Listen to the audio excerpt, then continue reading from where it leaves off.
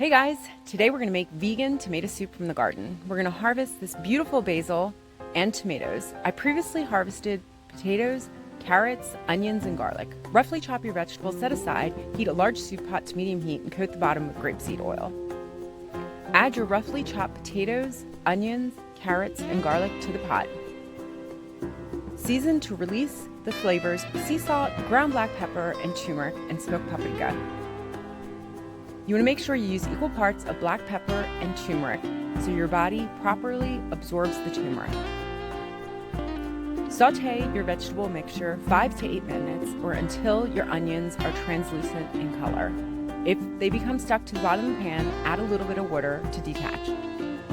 Add your chopped tomatoes and basil. Add a half a teaspoon of sea salt to the tomatoes. Stir the mixture.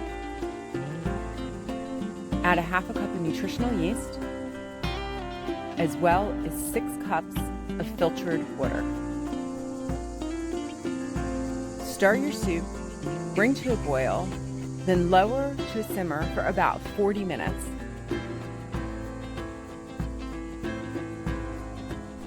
Add 1 bay leaf.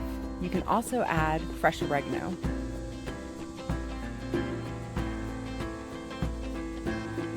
Stir occasionally to prevent the vegetables from sticking to the bottom. Once the tomatoes reduced, remove from heat, cool, remove your bay leaf. Add half your soup mixture to a high-speed blender, cover with the lid and a kitchen towel to prevent the steam from burning the rest. Once blended smoothly, add your blended soup to a clean pot with the bay leaf. Add your remainder of the soup mixture to the blender.